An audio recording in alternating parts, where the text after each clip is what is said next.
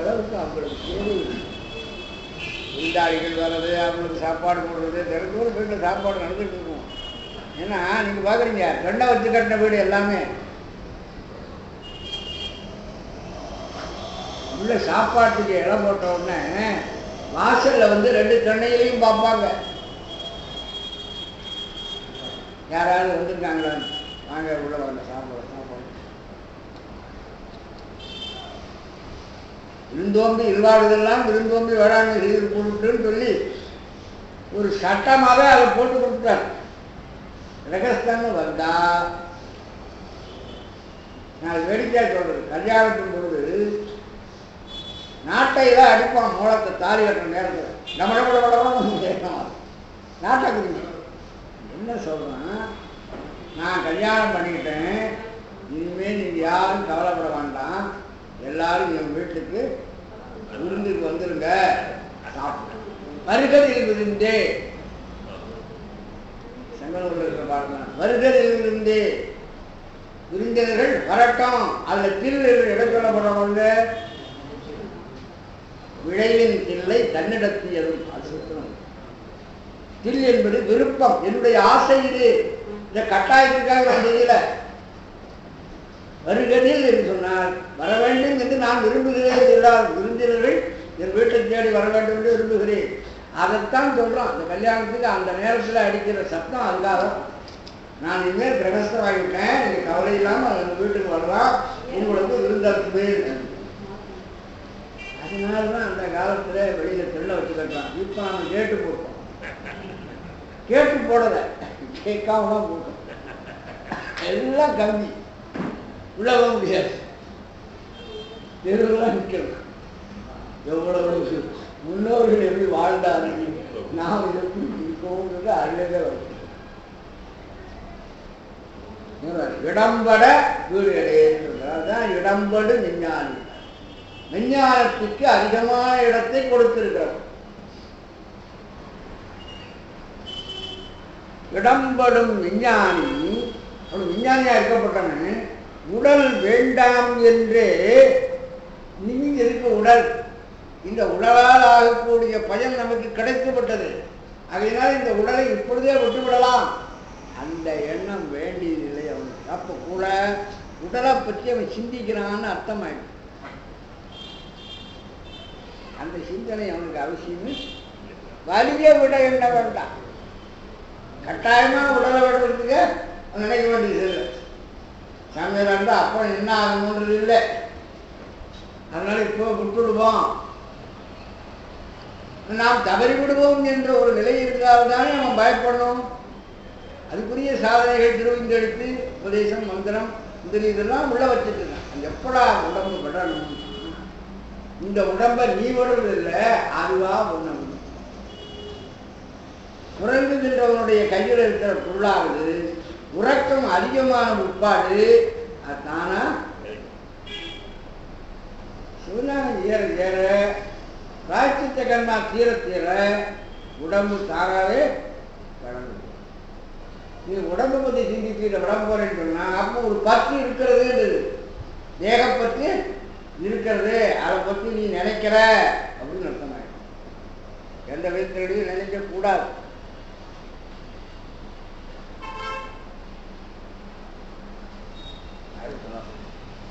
இடம்படு விஞ்ஞானி உடல் வேண்டாம் என்று இப்பொழுதே வலிய விட என்ன வேண்டாம். அது என்ன ஆகும்? கடன் கொள் வினை தன்னளவும் நின்று. கடன் கொள், கடன்னா முறைமை, நியதி, சட்டம். கடன் கொள் வினை, நியதிப்படி வந்த வினை. நியதி தத்துவம் என்ன செய்கிறது? வினைகளை வரையறைப்படுத்தி உயிருக்கு வழங்குகிறது.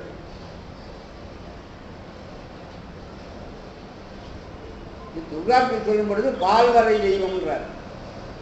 பால்வரை தெய்வம், பால்னா வினை, வினையை வரையறுக்கின்ற நீ இந்த பிறவியில இந்த வினையை இந்த நேரத்தில் இன்னாராலே இப்பொழுது அனுபவிக்க வேண்டும் இவ்வளவு நாள்.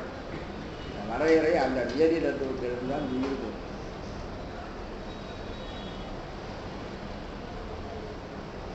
உயிர் இந்த உடலை விட்டு போகிற பொழுது நீதி தத்துவத்தோடையே போகிறது. இந்த உடலில் செய்த வினைகள் பழைய சந்திரங்கள் எல்லாம் இருக்கு. இப்பொழுது எடுத்துக்கொள்ளுகிற வினைகள் என்னென்னது என்பதையும் நீதத்துவம் வரையறுக்கிறது. இந்த நீதத்துவத்தின் மூலமாக அந்த வரையறை எடுத்துக்கொண்டு அடுத்த வினைக்கு தான் போகிறது. அப்போ போகும் பொழுது என்னென்ன வினையை எப்படி அனுபவிக்க வேண்டும் என்று அந்த நீதத்துவம் என்ன ஏற்பாடு பண்ணுறதோ அந்த ஏற்பாடு கடன் கொள் வினை. கடன்னா முறைமை, முறைமையாக நடந்து வருகின்ற வினை. ஏதி தத்துவத்தினாலே முறைமையாக கொள்ளப்பட்ட அந்த வினை தன்னளவு, அந்த வினை இருக்கிற அளவும் நின்று, இந்த தேகம் நின்று நின்று அந்த காயமும் அந்த உடம்பும் அங்கு அதன் பின்னே கழியும். அதுக்கு பிறகு தானாவே போகும். நீ போய் அந்த காயத்தை விட வேண்டும் நினைச்சால் அப்ப காயத்தை பற்றி நீ சிந்திக்க தொடங்கி விடுகிற பொழுது அந்த நேரம் சிவத்திலிருந்து நீ விலகிற மாதிரி ஆகி சாபம். அது நீ போய் உயிரை விட வேண்டும் என்று, உடலை விட வேண்டும் என்று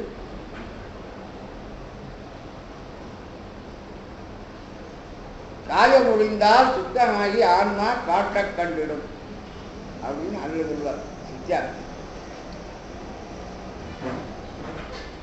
காயம் ஒழிந்த பிற்பாடு அது சிவமாகவே அந்த ஆன்மா ஆகிவிடுகிறது. அப்ப சிவத்துக்குள்ளே அது அடங்கி விடுகிறது.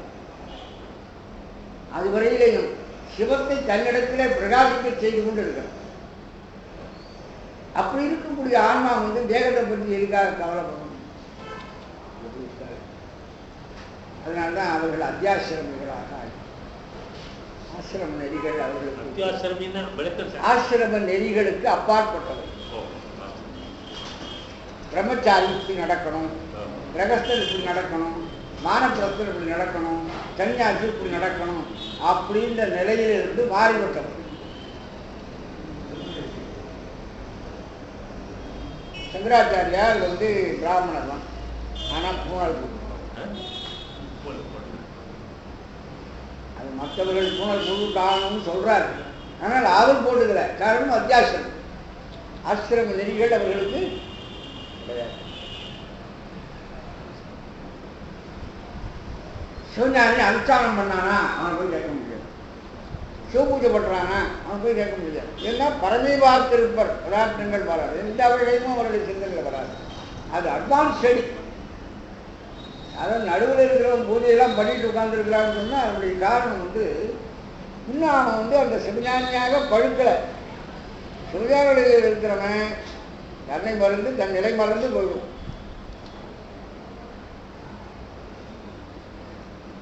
மூலூர் குருநமச்சிவாயர்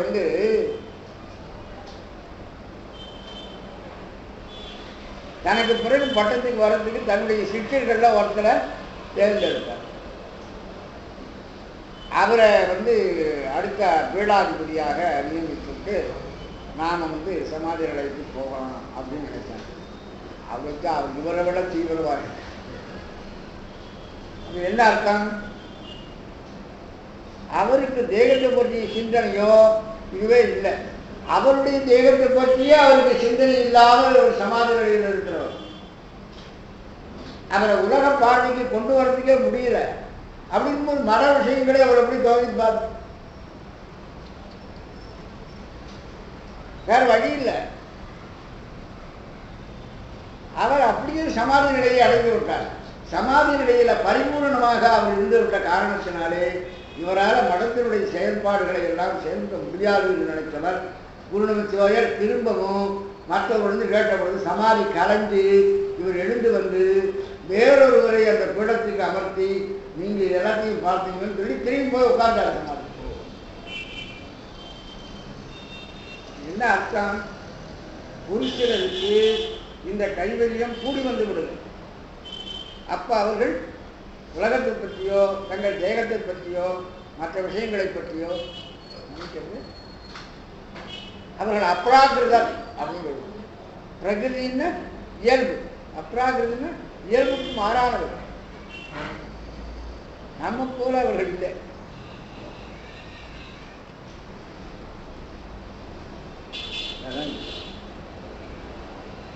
கடன்கள் வினை தன்னடம் நின்றே அந்த காயம் அங்கு அதன் முன்னே கழி. அந்த வினை அழிந்து ஒன்பாடு கழி. இந்த உடம்பு எப்படி நடந்து கொண்டு இருக்கிறது? வினை முன்னாலே போகிறது, இந்த உடம்பு அதுக்கு பின்னால்தான் வந்து கொண்டு. நமக்கு பின்னால இல்லை வினை, நமக்கு முன்னால. சொல்லுவார், காட்டில் போகிறதுக்கு நமக்கு வழி தெரியாது. இருட்டு நேரத்தில் உள்ள போயிடு காட்டில் தடி பார்த்து தெரியாது. என்னடா இது வழியே இல்லாத போல இருக்கு, எப்படி போக போகிறோம்னு நினைப்போம். போக போக வழி தெரிஞ்சுட்டே இருக்கும். வெள்ளையா அந்த ஒரு மாதிரி அந்த ஒத்தடி பார்த்து நடக்க நடக்கதான் சரி. மொத்தமாக பொதுவாக பார்த்தீங்கன்னா கிட்டக்க போய் நடக்க நடக்க வெள்ளையா அந்த தேஞ்ச ஒத்தடி பாதை. அதுபோலத்தான் விரிய பளிச்சுன்னு தெரிஞ்சுக்க முடியாது. நடக்க நடக்கதான் சில பேர் அது தோசியம் அது இதுன்னு சொல்லிட்டு இருப்பாங்க. சபைக்கு ஏதாவது விஷயம் கேட்க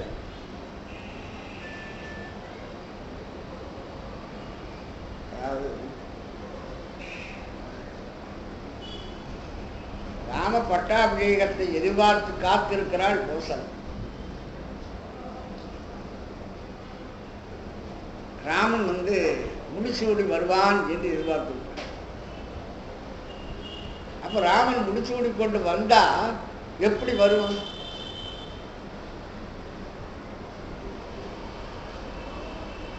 ரெண்டு பேர் முன்னாலே இருந்து கொண்டு கவரி வீசி கொண்டு இருப்பார். பின்னாலே ஒருத்தர் கொடை பிடிச்சிட்டு ராஜாவாயிட்டான்னா அதுக்கு அடையாளம் தான். முன்னால ரெண்டு பேர் கவரி வீசுவார்கள், பின்னாலே ஒருத்தர் கொடையை பிடிச்சிருப்பான். அப்ப முன்னாலே கவரியும் பின்னாலே கொடையுமா வருவான். அப்படித்தான் தன்னுடைய மகன் இப்பொழுது முடிசூடி வரப்போகிறான் என்று கோசலை அரண்மனையிலிருந்து எதிர்பார்த்து கொண்டிருக்கிறார்.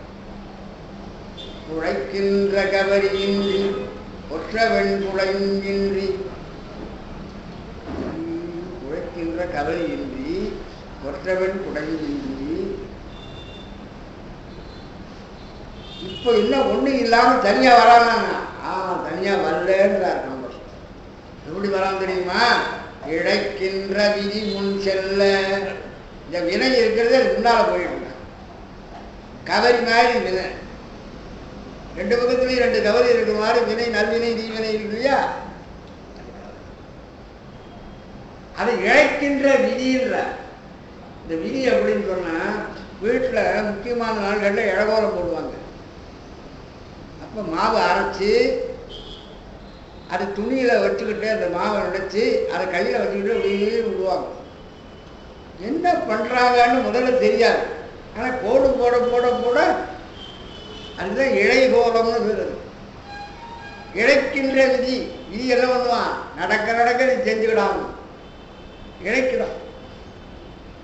போட்டு போட்டு காட்டுறது, அவ்வளவுதான். இந்த ஒரு போடுறதுக்கு முந்தி காட்டுறது. இழைக்கின்ற விதி முன் செல்ல, அந்த வினையானது முன்னாலே அழைத்து கொண்டு போகிறது. இந்த கோசலைக்கு அந்த முன்னாலே வினை வந்து கொண்டிருக்கிறதுன்னு தெரியல. அது மற்றவங்களுக்கு தெரியாது. முன்னாலே என்னடா வருதுன்னா கொடை இருக்கணும் வேண்டியது ஒண்ணு காணும்.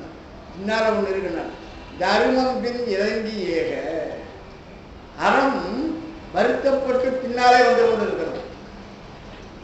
ஆக பின்னாலே அறம் இருக்கிறது, முன்னாலே வீதி அழைத்து கொண்டு போகிறது. ஆகக்கூடி அவருக்கும் முன்னாலேயும் பின்னாலேயும் இவைகளெல்லாம் இருக்கின்றன. இதெல்லாம் கோசலை கண்ணுக்கு தெரியல. தடைக்கின்ற உள்ளத்து அந்நாள் முன் ஒரு தமியன் வந்தான். அவருடைய பார்வையில் அவன் தனியாக வர மாதிரி தெரியுது. இவருடைய பார்வையில் தெரியுது முன்னால் தர்மம் வருது, முன்னால் விதி வந்து கொண்டிருக்கிறது. ஆக 2 பேர் முன்னாலையும் பின்னாலையும் வராங்க, நடுவில் தான் வராரு அவரு. நினைக்கின்ற வினை காட்ட அந்த வழியில தான் இந்த உயிர் இயங்குகிறது.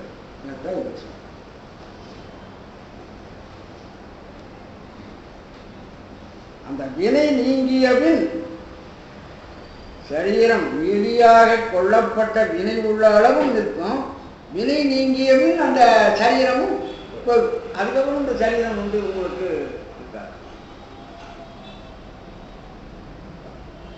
ஜீவன் முக்தன் பரமுத்திக்கு தடையான தேகத்தை வலிவில் நீக்க கருதான். கருதக்கூடாதுன்னு அவனுக்கு விதி சொல்லலை. இது அவன் கருத மாட்டான். கருதினால் அவன் ஜீவன் முக்தனே இல்லை.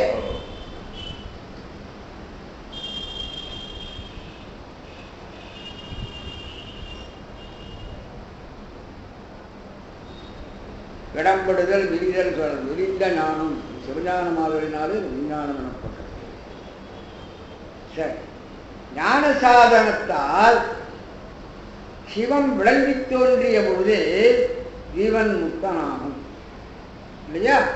ஞான சாதனத்தால் சிவம் விளங்கி தோன்றுகிறது ஆன்மாவில். அப்படி சிவம் விளங்கி தோன்றிய பொழுதே அவன் ஜீவன் முக்தனாகும். அதுதான் தெரிவெறிய விஞ்ஞானம் சேர்ந்தவாறே சிவம் பிரகாசிக்கும், இங்கே ஜீவன் முக்தனாகும் அப்படின்னு சிவஞான சித்தியாரில் சொல்லுகிற அந்த பாடலை இங்கே ஞாபகப்படுத்தணும். தெரிவறிய விஞ்ஞானம் சேர்ந்தவாறே, விஞ்ஞானமானது எப்பொழுது ஒருவனை வந்து அடைந்து விட்டதோ அப்பொழுதே சிவம் பிரகாசிக்கும், அப்பொழுதே ஜீவன் முக்தனாக அவன் ஆகும். இப்ப ஜீவன் முக்தியாவது, ஜீவன் முக்தன்னா என்ன, ஜீவன் முக்தின்னா என்ன? ஏகத்துடன் கூடியிருக்கும் பொழுது ஏகத்தை தானென கருதும் ஜீவபோதம் அற்று சிவபோதமாய் நிற்கும் நிலை. ஏகம் இருக்கிற பொழுது நாமெல்லாம் தேகத்தையே நாம் என்று நினைத்துக் கொண்டிருக்கிறோம். ஆனால் ஜீவன் முக்தன் என்ன செய்கிறான்? தேகத்தை தான் என்று கருத மாட்டான். சிவத்துக்குள்ளே அவன் சேர்ந்து கொண்டபடியினாலே ஜீவபோதம் அவனிடத்தில் இல்லை, ஆன்ம அறிவு அவனிடத்தில் இல்லை. ஆன்ம அறிவு என்ன? எப்பொழுதும் உடம்பை தன்னோடு சேர்த்து நினைக்கும். அதான் ஜீவன் முக்தன். தேகத்தை தான் என கருதும் ஜீவபோதம் அற்று சிவபோதமாய் நிற்கும் நிலை. நியமிக்கப்பட்ட வினை உள்ள அளவும் தேகம் நிற்கும். நியமிக்கப்பட்ட வினை, அதாவது நியதி தத்துவத்தினாலே வரையறுக்கப்பட்ட வினை உள்ள அளவும் தேகம் நிற்கும். இந்த உடம்பு இருந்துதான் ஆகும். அதனை எங்களாவது கேட்கிற காரியம் நடக்காது. வினை நீங்கில் தேகம் நீங்கும். ஆகையால் ஜீவன் முக்தர்கள் அகத்தும் புறத்தும் சிவத்தோற்றம் ஒன்றுமே காணும். வெளியிலேயும் சிவத்தோற்றம் தான் தெரியும். மாதர் பறைக்கண்ணியானை மலையான் மகளுடன் பாடி போதோடு நீசுமுன் ஏற்றி புகுவார் அவர்கள் புகுவேன். யாரும் சுவடுபடாமல் ஐயார் அடைகின்ற போது காதல் நடப்புடியோடும் கழிவு வருவன கழிவு கண்டேன் அவர்கள் பாதம் கண்டறியாதன் கண்டேன். இது புறத்தேயும் சிவன்தான் அவர்களுக்கு தோன்றுகிறது. அகத்தையும் ஒடுதான். நாயகன் சேவடி தைவரி சிந்தை. சிவபெருமானுடைய திருவடிகளை எப்பொழுதும் தடவி கொண்டிருக்கின்றன. அப்ப அகத்தையும் சிவத்தைத்தான் தொட்டுக் கொண்டிருக்கிறார்கள், புறத்தையும் எல்லாவற்றிலையும் சிவத்தைத்தான் காணுகிறார்கள். ஜீவன் முக்தர்கள் அகத்தும் புறத்தும் சிவத்தோற்றம் ஒன்றுமே காண்பர் அன்றி தேகத்தை பற்றி சிந்தனை செய்யார்.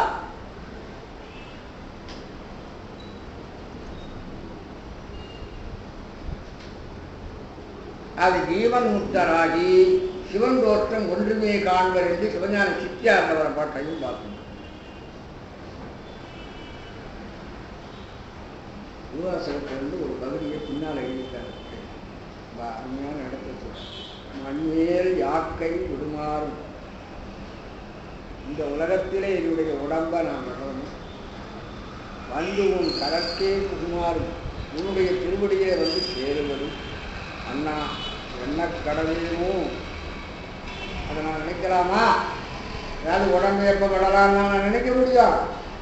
இதெல்லாம் நான் என்ன அது என்னைக்கு போகிறதோ அன்றைக்கி போகணும். இன்னைக்கு உங்ககிட்ட பரமத்தியில் வந்து சேரணும், அன்றைக்கி சேரணும். அடிமை சால அளவிடத்து நான் உனக்கு அடிமை அப்படின்னா நானும் ஒரு விஷயத்தை சிந்திக்க கூடாது. அப்போ அடிமைங்கிறது அர்த்தம் இல்லை.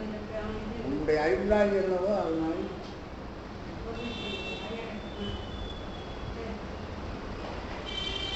நன்றே செய்வாய் படை செய்வாய். நானும் இதற்கு நான் இதுக்கு நிஜவான் இல்லை. நான் உடம்பை விடவில்லை. மண்மேல் யாக்கை விடுமாறும் பந்தும் கடற்கை புகுமாறும் அண்ணா என்ன கடவேணும் அப்படி நினைச்சா என்ன ஆகும்? அடிமை சார அழகு. நான் உனக்கு அடிமையாக இருக்கிறது ரொம்ப அழகா இருக்கு. இதெல்லாம் பற்றி நான் நினைக்கலாமா? அப்போ நான் உண்மையில உனக்கு அடிமையாக இல்லைன்னு அர்த்தமாயிடுச்சு. இப்படியே சொல்லக்கூடிய ஒரு இடத்தில் எண்ணக்கடவேனோ என்பதனோடு சிறியாரோ அது சிறியாரோ என்பது முன்னர் கூறப்பட்டது. இப்போ எண்ணக்கடவேனோ என்பது முன்னர் கூறப்பட்டது. வேகத்தோடு இருந்து கொண்டு நான் இன்னமும் விளையாடு பண்ணிட்டு இருந்தா உலகத்தில் என்னை பார்த்து யாரும் பரிகாரம் பண்ண மாட்டாங்களான்னா அது முதல் நிலை. இப்போ வளர்ந்து போன பிற்பாடு, சிவம் பிரகாசித்து விளங்கி தோன்றிய பிற்பாடு இதெல்லாம் பற்றி நான் நினைக்க முடியுமா அப்படின்னு பின்னால் சொல்றேன். ஜீவன் முக்த நிலையில் சிவானுபவம் ஒருபடித்தாய் நிகழ்வதில்லை. ஏன் இப்படியெல்லாம் அடிக்கடி மாத்துறாரு திருவாசகத்தில்? பழுத்த பத்துன்றாரு, அப்புறம் பிடித்த பத்துன்றாரு, அப்புறம் அடைக்கல பத்துன்றாரு. இடம் மாறி மாறி ஒரு விஷயம். ஏன் மாறுவதுன்னாரு, ஜீவன் முக்த நிலையில ஒரே மாதிரி அனுபவம் வராது. அனுபவம் மாறி மாறி. ஜீவன் முக்த நிலை என்னன்னா ஆன்மாவும் சிவமும் ஒன்னா சேர்ந்தது. இப்ப ஆன்மா சிவத்தை பற்றி இருக்கிறது. இன்னும் சொல்ல போனால் ஆன்மாவும் சிவமும் காதலனும் காதலியும் போல ஆகிவிட்ட நிலை.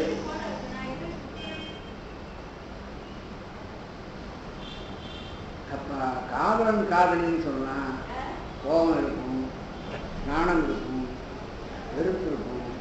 விருப்பத்தில் அடிக்கடி மாறும் இல்லையா? அதுதான் அவருக்கு ஆட்டம் போட்டு பல விதமாக திடீர்னு அவரை பற்றி திட்டுறார். சிரிப்பிப்பன் சீரும் பிழைப்பு தொழும்பையும் தேவர்கண்டை விரிப்பிப்பன் என்னை விடுதி கண்டார்.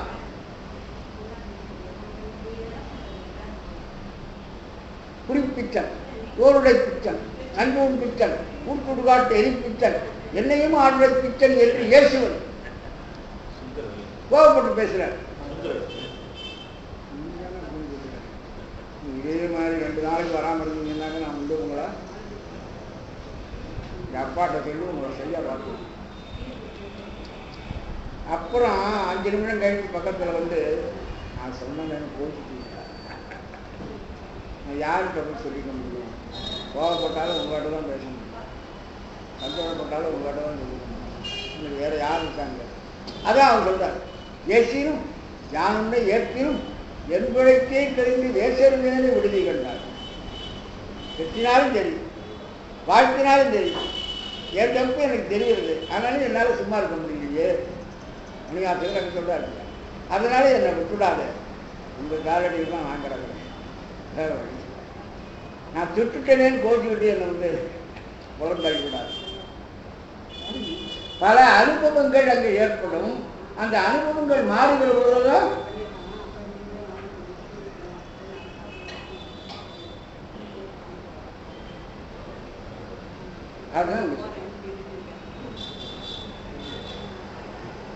புதிதாய் அந்த அனுபவம் வரும். உணர்ந்தால் புணர்ந்தொரும் பெரும் போகும் பின்னம் புதிதாய் உணர்ந்தார்க்கு உணர்வறியோன் இல்லை சிற்றம்பலத்து ஒருத்தன் புணர்ந்தால் புணர்ந்தொரும் பெரும்போகும் இன்னும் புதிதாய் அதுங்களை அந்த வேண்டியலாம் கோவை நூலாகினால அது வேறு விதமாக கொஞ்சம் சொல்லியிருப்பாங்க. மணந்தாள் புண்பொருளால் அழுது போல வளர்ந்து அந்த இடம் போயிருங்க. புணர்ந்தால் புணர்ந்தொரும் பெரும்போகும் இன்னும் புதிதாய் சிறுத்தொன்று படித்தா இந்த விஷயம் எனக்கு முன்னால் தெரியாது போயிடுது. இது நிறைய வாழ்க்கையில இன்பம் என்பது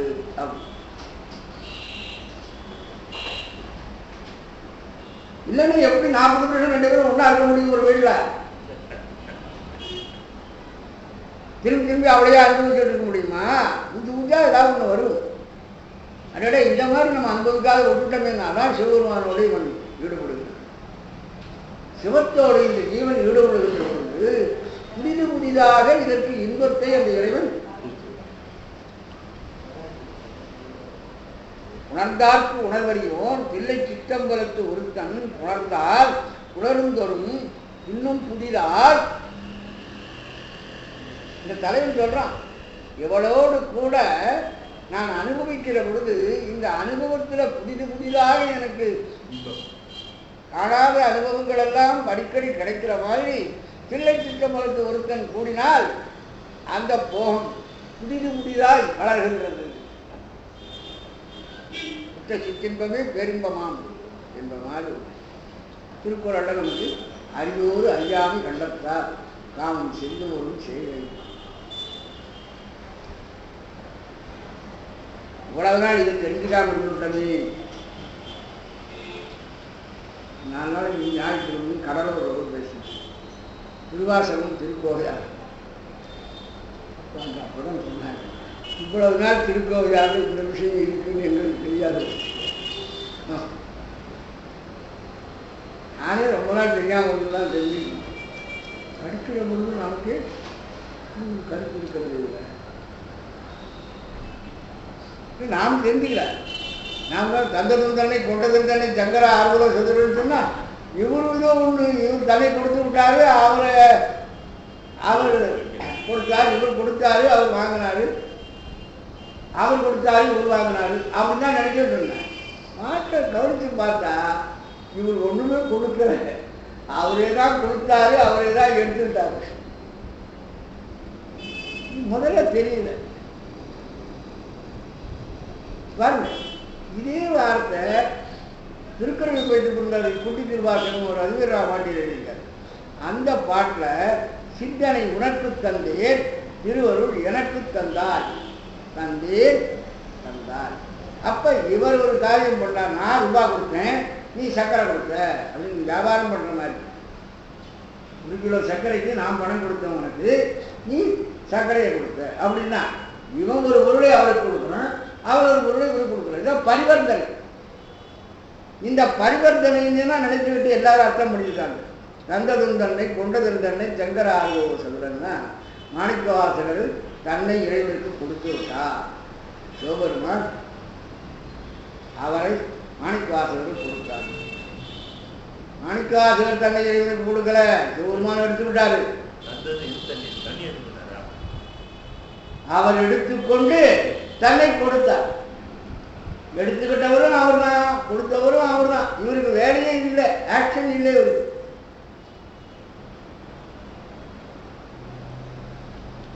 அந்த உரை நமக்கு கிடைத்த ஒருபாடு என்னடா இது ஆச்சரியமா. இவ்வளவு நாள் இந்த பாட்டை படிச்சிருக்கோம். நம்ம 2 பேரும் பரிவர்த்தனை பண்ண மாதிரி தானே இதை படித்தோம்.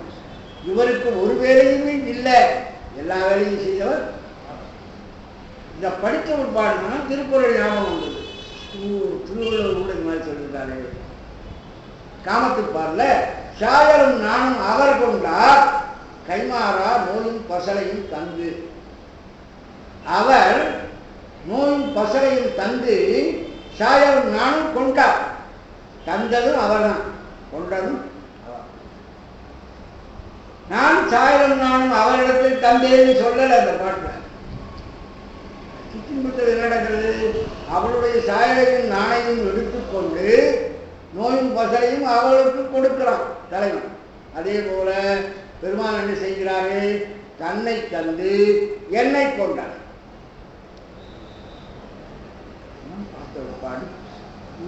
புதுசா இருக்கு, நேற்றுக்கு தெரியல, இன்னைக்கு நமக்கு திடீர்னு தோணும். மனக்கு நான் முடிய வேண்டாம், வாழ்வியல் ஒழிய பாட்டை கொடுத்துருவாங்க. மனத்துக்குன்னு தானே சொல்லணும், மனக்குன்னு சொல்றாரு. இது அத்தை காமிங்க அத்துச்சாரி இல்லாத இருக்கிறது.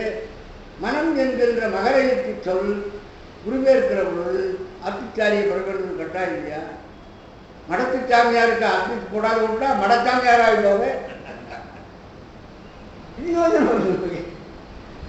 மடத்து தலைவர் தான் சொல்லணும் மரியாதைக்கு. மடத்தலைவர்னா அந்த மாதிரி சொல்லியிருக்கிறாரு. இவர் அத்து கட்டு இருக்கிற பொழுது அவருக்கு அத்து போடலாம். ஒரு வரம்பு, ஒரு ஒழுங்கு என்கின்ற நிலையிலே இல்லாமல் ஒழுங்கு தவறிவிட்டவர்களுக்கு அத்து கட்டவர்களுக்கு இருக்கு அத்து போடுறது அப்படின்னு நினைக்கிறான் கட்டது. மனக்கிறா முடிய வேண்டாம். நீங்க மனசுக்கு இஷ்டப்பட்ட துன்பமான வார்த்தைகளை சொல்லாது. என் இஷ்டம், நான் ஏதோ சொன்னேன், இதை பற்றி என் மனசுக்கு தொந்தரவு காரியங்களை சொல்லாது. இப்ப இவனுடைய மனசு கேடுகட்ட மனசு. அதனாலதான் அவர் அத்து போடாம இந்த அத்தில் நிற்கவில்லை. இந்த மனம் இது மாதிரி பல இடங்கள்ல பட்டத்து யானைன்னு சொல்லணும். 24ஆம் வருடத்துல பட்ட யானை, பட்ட யானை தான். அதெல்லாம் அத்து கெட்டது. முறைப்படி ஒழுங்கா போகாம ரோட்ல அவர் குழவருக்கு முந்துகளை இருக்கிற குடலை பூச்சாலை வரம்பு கட்ட யானைக்கு அத்து எதுக்கு போடணும்? இதெல்லாம் நம்ம படிக்கிற போது முதல்ல நமக்கு புரியலை. கொஞ்சம் ஆழம் படித்தா தெரியும். அறிவோடு அறியாமை கண்டார். ஒவ்வொரு தடவை படிக்கின்றோரும் முன்னாலேயே தெரிந்து கொள்ளாமல் இருந்து விட்டோமே என்று நினைக்கிற பாருங்க. அதுபோல இன்பமும் புதிது புதிதாய்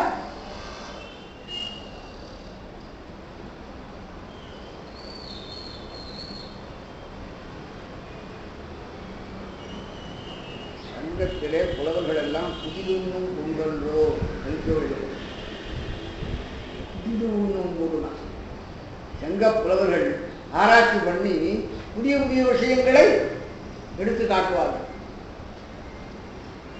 அதனால்தான் இங்க சொல்றாரு புதிது புதிதாய் நிகழும். அதாவது ஜீவன் முக்தர்களுக்கு புறத்து விருத்தி சிறிது சிறிதாக குறையும்.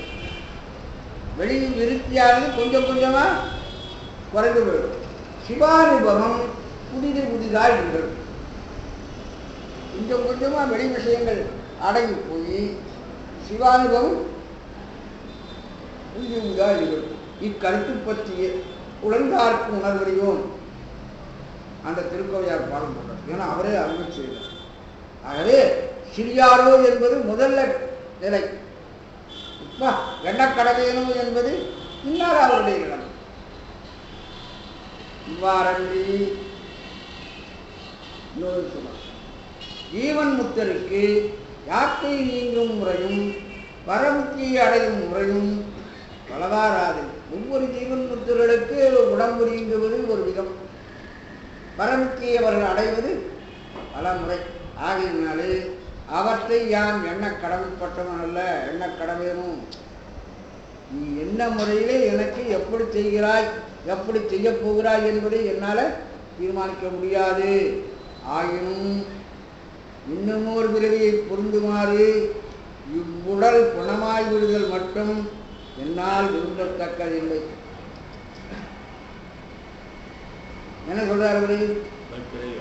இன்னும் ஒரு பிறவியை பெறுமாறு, இந்த உடல் பணமாய் விழுந்துலாம் என்ன ஆகும், இன்னொரு பிறவியை பெறுகின்ற மாதிரி அந்த மாதிரி செய்யக்கூடாது. ஜீவன் முக்தருக்கு யாக்கை நீங்கும் முறை தேவலோகத்திற்குரிய பூதசார சரீரமாய் மாறுதல், ஒளியில் கலத்தல், வெளியில் கலத்தல், நெட்டையில் நீங்காதிருத்தலால் தோன்றாது வெளியாய் ஆகாயமாக கரைந்து போதல் முதலாக பலதரப்படும் ஜீவன் முக்தர்களுக்கு சமாதிகளை கரைந்து போகிறது. வெளியில் கரைதல், ஒளியில் கரைதல் என்று இப்படியெல்லாம் மணிவாசக பெருந்தகையாரது உடல் ஞான வெளியில் கலந்தது. சிதாகாசமாகிய ஞான ஆகாசத்திலே அவருடைய உடல் கலந்தது. எங்க போனாரு? உள்ளா போனாரு. காணுங்கன்னா ஜீவன் சிவத்தோடு கலந்து கொண்டது, அவர்களுடைய ஆன்மா சிவத்தோடு கலந்து கொண்டது. உடம்பு என்ன சொன்னார்? ஞான வெளியிலே கலந்தது. ஸ்ரீ வைகுண்ட தேவர் முதலாயனான உடல் நிற்கையில் நீங்காதிருத்தலால் ஞான வெளியில் கலந்தது. சமாதி நிலையில் இருக்கிற அப்படின்னால ஞான வெளியில் கலந்தது. காரியங்கள் அனைத்தும் தத்தம் காரணங்களிலென்று ஒடுங்க வேண்டும். காரியங்கள் எல்லாம் காரணங்களில் தானே ஒடுங்கணும். இந்த உடம்பு என்பது மாயாகாரிய உடல் அல்லவா? அப்போது மாயையில் தானே உடம்பணும். ஞான ஒளியில போய் ஒடுங்கிச்சுன்னு சொல்றீங்களே அப்படின்னு அடுத்த கேள்வி சந்தேகத்தை கேட்டான். மாயாகாரியமான உடல் ஞான வழியில் கலந்தது என்பது எவ்வாறு புரிந்துமெனின், மாயா காரியம் எங்கே ஒடுங்கணும்? மாயையில் ஒடுங்கணும். மாயை என்பது என்ன? பரிகிரக சக்தி. பரிகிரக சக்தி யார்கிட்ட இருக்கிறது? சிவத்திலே ஒடுங்கி இருக்கிறது. சிவன் தான் ஞான ஒளி.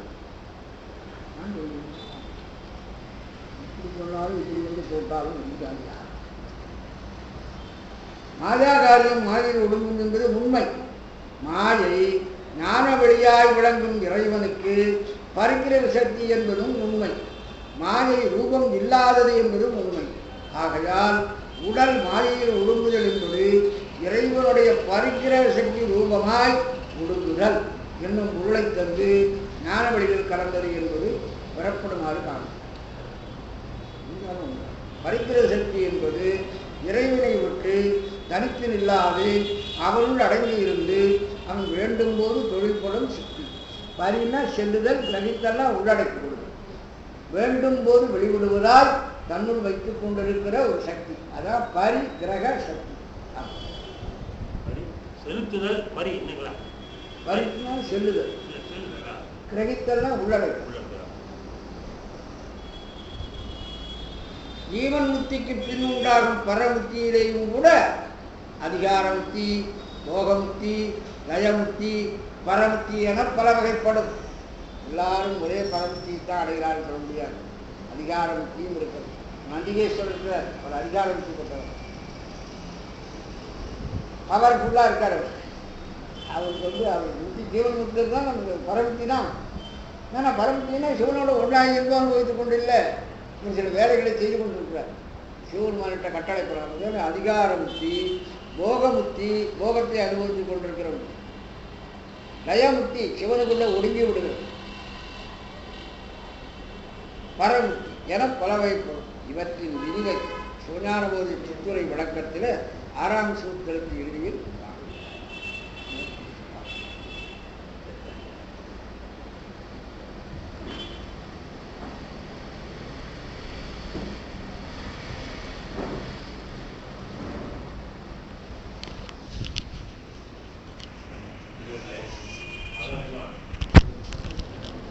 Yeah.